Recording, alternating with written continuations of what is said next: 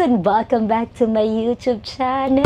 Parang 4 years tayong hindi nakapag-YouTube channel. Bakit? Wala na bang pera? Ba't bumalik sa YouTube si Dan Vibes? But anyway, sobrang busy ko kasi. And you know what? Ako kasi nagdadala ng lahat ng platform ng social media ko. So, Facebook, sa TikTok, sa Instagram, parang lahat ng social media pinasok ko talaga. Kaya sabi ko, sayang naman yung mga followers ko dito, nawala silang ano. Iba kasi yung YouTube, guys. Kasi sa YouTube, ay para bang content na may matutunan kayo.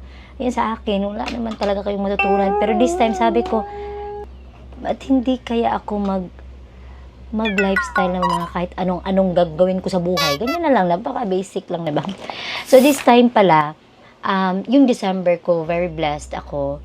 Anyway, whole year naman blessed ako. But December kasi ang dami kong booking sa aking hosting. So, yung iba hindi alam na nag-host ako. Oo, marami na akong, matagal-tagal na akong nag-host. Yes, siguro mga 10 years. Kasama na doon yung nasa ako, college, yung mga barangayan shows, basta lahat ng mga events na host. Okay, but anyway, this time, kasi nga, last booking ko kahapon, December 30, ang dami nang pinagdaanan ng mga brushes ko, diba? Kita niyo yan? Medyo madumi-dumi na talaga siya. Ayan. Diba? Ayan. So, kailangan natin tong linisin. And, by the way, nakalimutan ko, guys.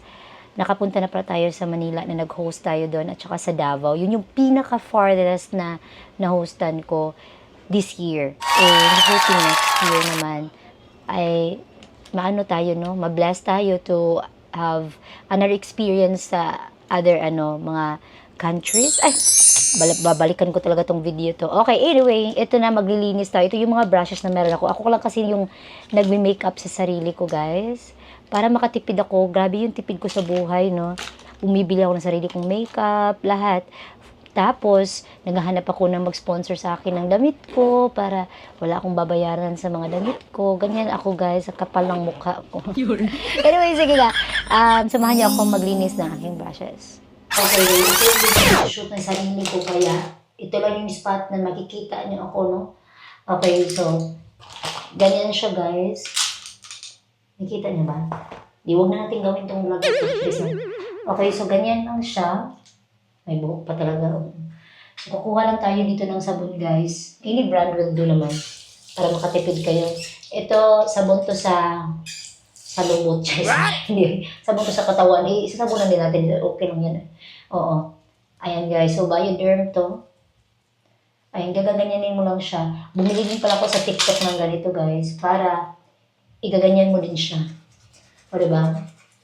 Ayan, kita niyo yan. Okay. Talagang ang pula-pula, no? Ayan siya.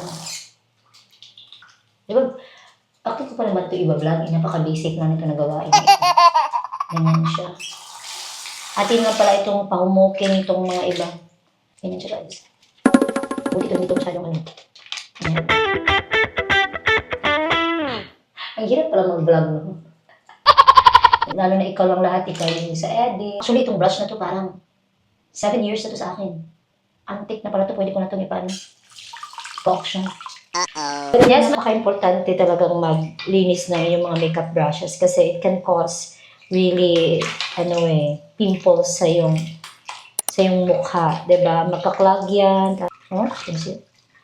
Grabe yung dumi, guys.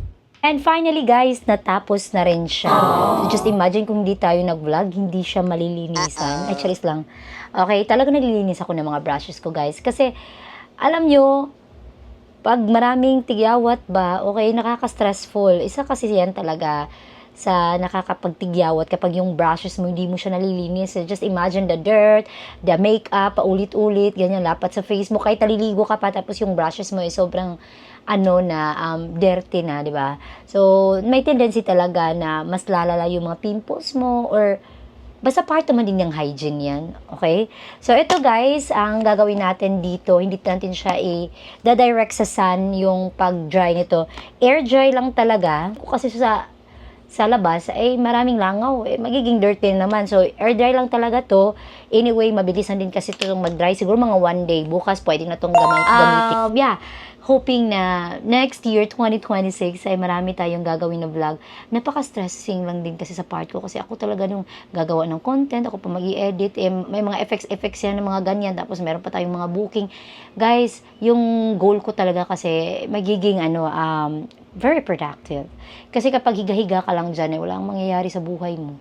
May mga pangarap kasi tayo. And then hindi pa nakakaalam, no, yung iba, no, may anak na ako, nag-aaral na, kaya dobling kayod talaga, guys. Okay? So, yun naman yung purpose natin sa buhay, di ba? Kailangan nating maging productive, gawin natin yung the best natin. Pero huwag kalimutan yung sarili, ha? I mean, the best ba na wala kang pagsisisingan sa buhay mo. Okay? So, yun lang. Maraming salamat po. Hope manood pa kayo para naman wala kayong matututunan. Yan na, panood pa kayo, guys, and marami tayong mga gagawin. Yung pagiging volumatic teacher natin dito sa online, andun pa rin yun. Kailangan lang is just that meron tayong mga longer videos kasi yung mga volumatic na napaka-short lang yan. Anyway, maraming salamat po. Ingat po kayo. Happy New Year. And of course, Merry Christmas po sa ating lahat. See you in my next vlog.